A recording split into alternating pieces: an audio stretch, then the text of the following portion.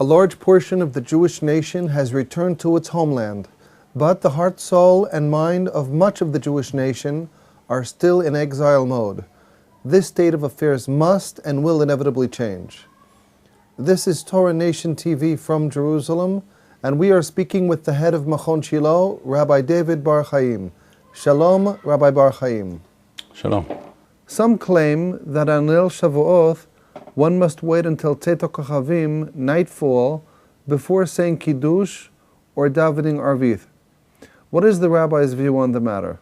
First of all, we have to clarify the proper way of bringing in Shabbat early, as it's called. That is to say, davening Arvith before Shabbat actually enters, technically speaking, every day of the year, every Shabbat of the year, that is.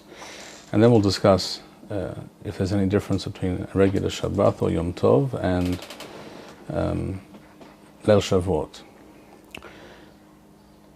With regards to Leil Shabbat, when people wish to make Shabbat early, particularly in the middle of the summer, although this can be done any day of the year, it doesn't make a difference if the days are short or long. It's entirely up to every individual to decide what they wish to do. The correct order of things is to daven minha before plaga minha. Plaga minha is, on an average day of the year, approximately an hour and a quarter before the sunset. But in the middle of summer, it's considerably more like, in Israel at least, more like an hour and a half or even more than that. To daven mincha before plaga minha, followed by Kabbalat Shabbat, which of course is a minhag, but it's a very nice minhag to recite those mizmorim of Tehillim and Lechadodi and whatever else the Sibur wishes to say, or if the person is davening alone, whatever he or she wishes to say. And then to say the tefillah, that is to say the tefillat Sheva Barachot, instead of the normal 18 Barachot, the Shmoneh Esrei of the weekday. On Shabbat and Yom Tov, of course, we say a tefillah of Sheva Barachot. To say that tefillah after plaga minha, and then one can go home and make kiddush and start one's meal, even though it may still be the case that the sun is shining. This is not, however, what is done in most communities, most shuls, where they have an early minyan in the summer months. What they do there is they go through the tefillah, the order of the tefillah in the Beit Knesset, exactly as they do every other day of the year. That is to say, they daven minha before plaga minha, as we said, then they say Kabbalat Shabbat, and then Arvith, which of course to most people means that you say Kriyat Shema with the Barachot before you come to the tefillah. And then they say the tefillah, etc., as one normally does every Leil Shabbat. And this is entirely mistaken, entirely wrong. There is no question that according to the straightforward and plain meaning of what we find in the Talmud, in both Talmudim, and what we find in almost all of the Rishonim, with very, very few exceptions, the overwhelming majority of the Rishonim make it clear. When I say overwhelming majority, I refer to the Rif and the Rambam and the Rosh and the Reed and the Riyaz and the Tur, a very, very long list of Rishonim. There is almost no source in the Rishonim which claims otherwise. The statements of these Rishonim and the statements of Chazal are very plain, that they refer to reciting the Tefillah alone and not Kriyat Shema before Shabbat. This can be done, certainly according to the Talmud Bavli, this can be done any day of the year. One can daven Arvith any day of the year after Plaga Minha, if one daven Minha before Plaga Minha. And according to the Talmud Yerushalmi also, it seems also that it's possible to daven Arvith before the end of the day, before sunset. And it goes without saying, by the way, that one can always daven Arvith any day of the year after sunset. Again, I refer to the Tefillah and not to Kriyat Shema. This because that is the official Lechatchila Zuman, the time for davening Arvith. So in most places they go through the Tefillah in the usual manner, and they end up reciting the brachot of Kriyat Shema and Shema, when it is still day, when the sun is still shining, and that is entirely mistaken. It is impossible to say the brachot, Baruch atah Hashem ha'ma'ariv aravim, he who causes the evening and the night to come and to fall, when the sun is blinding us. This is entirely spurious and mistaken, and this is not in any way what Hazal, what the Geonim or the Rishonim had in mind. The claim that one must do so because of the concept of smichut geula tefillah, to precede the tefillah with kriyat shema and the brachot that follow it, which is the bracha of Gal Yisrael or Sur Yisrael b'Ga'alo, according to Nusach Eretz Yisrael. This is a midat hasidut. It is not a hovah, and when one wishes to daven early, like such a case as this, in the summer months, shall we say, on Leil Shabbat, one is not required to do so. And this is plain and obvious to all who have a correct and solid understanding of these issues. So on Leil Shabbat or Leil Yom Tov, throughout the year, when one wishes to daven early, one can do so. One says mincha before placha mincha, one arvit one can say after placha mincha. And this can be done as an individual, this can be done as a community in a minyan, but without kriyat shema. Kriyat shema is to be said later at night, after Seth HaKochavim.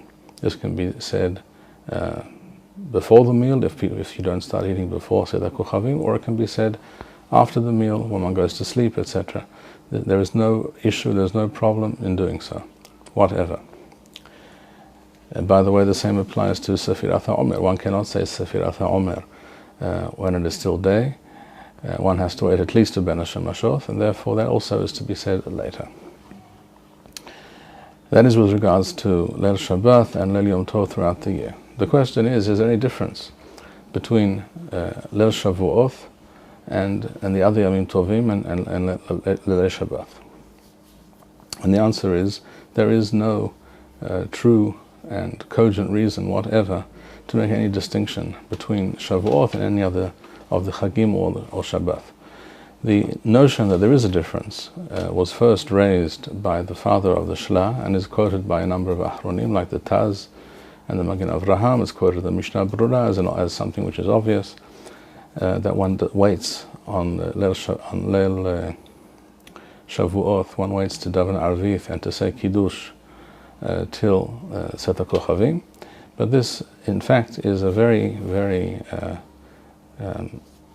baseless and spurious argument based on the concept of Sheva Shabbatot Tamimoth Tehiyah. In other words, that we are told to count 7 whole weeks from the second day of Pesach, and then on the 50th day we celebrate Shavuoth.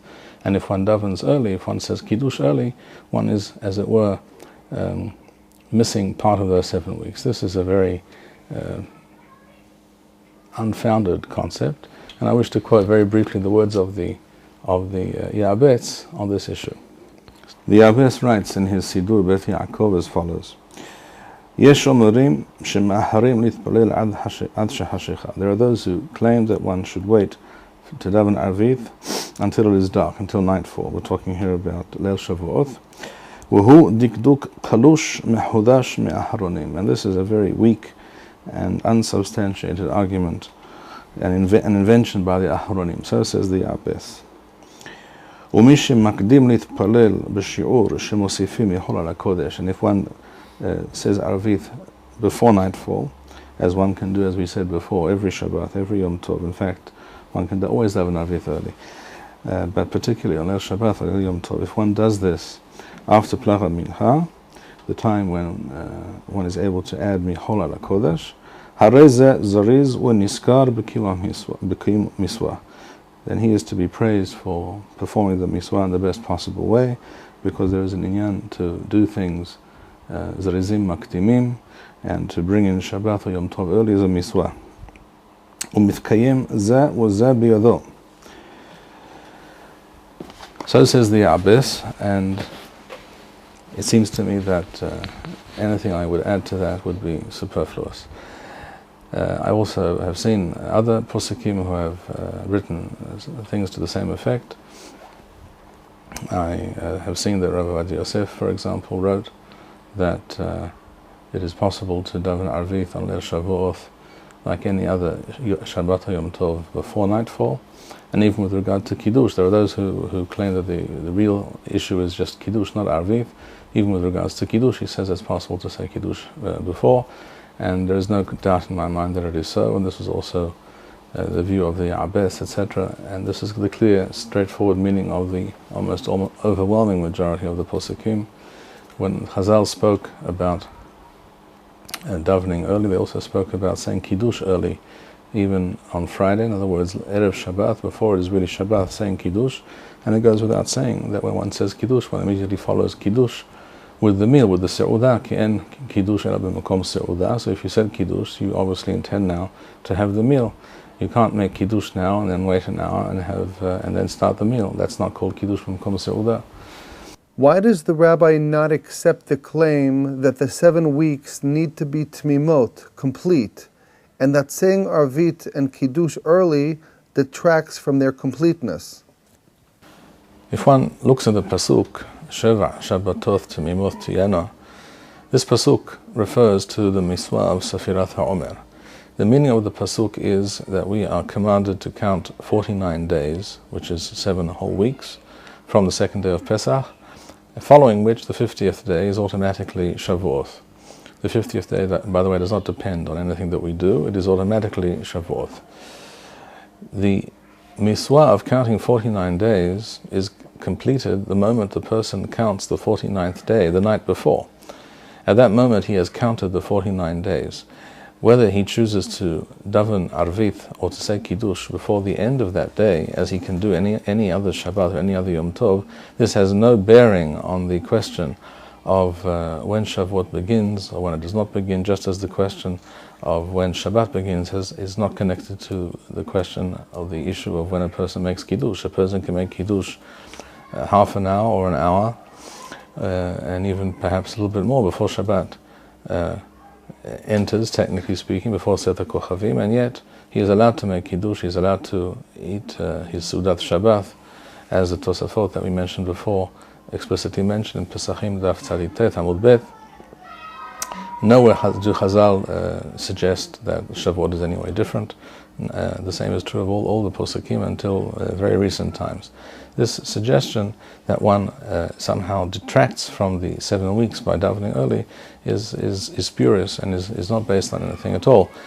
On top of which, one could and should mention that the simple, straightforward meaning of the Gemara in Masechet Menahoth, speaking about the Miswah of Sefirat HaOmer, is that the Miswah today, when there is no Mikdash, is Midarabanan. It is Midivrei Soferim, and is not Min HaTorah. So take the Pasuk, Sheva Shabbatoth Tmimot Tiyena, and to make a drasha on that Pasuk, and to insist that one has to wait till the end of the day in order to say Kiddush, etc., when we're talking about a Miswah which is altogether Midarabanan, is even more unconvincing and lacking any real foundation.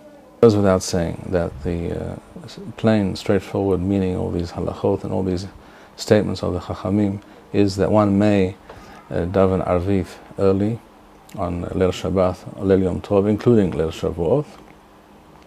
And in fact there is a miswah to do so, Lohosif mi'ahol ala kodesh, to add from the weekday to Shabbat. And one can say Kiddush before the end of the day, before the end of Friday, before it's technically Shabbat, and one can start the meal before it is technically Shabbat. And there is no issue in doing any of these things in any way, shape, or form. And in fact, I would go further. I would suggest that this is actually a very highly recommended way to do things, particularly at this time of the year, at least in the northern hemisphere, in the middle of summer, when the days are very long, to bring in Shabbat early, and Yom Tov and Shavuoth, to bring these days in early, to daven early, to have the meal early, and to be able to study some Torah at night, be able to discuss Divrei Torah around the table without everybody falling asleep, without keeping the children up till all hours, etc., etc. And even more so on Shavuoth, when many people wish to stay up at night or get up early in the morning to study. And as I've mentioned on other occasion, the practice of staying up all night on Leil Shavuoth is an impractical and problematic idea for the vast, overwhelming majority of people who cannot stay up all night and learn effectively beyond a certain point, and B, daven shaharit the next morning when they're actually awake. As we all know, this is a fact. We all have to just look around what goes on in your average shul on the morning of Shavuoth to know this is so. But even if one does want to stay up, one is better advised to start early and perhaps take a nap and then get up early and learn at night, or as I suggest, sleeping at night in a normal fashion, perhaps getting up earlier than usual and studying some Torah before Tefillat Wathikin, before davening with the sunrise. This to me is a much more normal, healthy and successful way to celebrate the Hag of Shavuoth, rather than davening late, staying up all night and sleeping all day, which essentially turns the household upside down. And this is not what Chazal had in mind at all. Thank you, Rabbi Bar-Hayim. We would like to encourage our viewers to share these videos with friends and send in your responses. We would also like to suggest the following opportunity to our viewers. If you identify with Rabbi Bar-Hayim's message and would like to sponsor or dedicate a video interview with the rabbi in honor or memory of a loved one, if you would like to obtain Birkon Nusach Eretz Yisrael or invite the rabbi for a speaking engagement, please email us at office@machonshilo.org.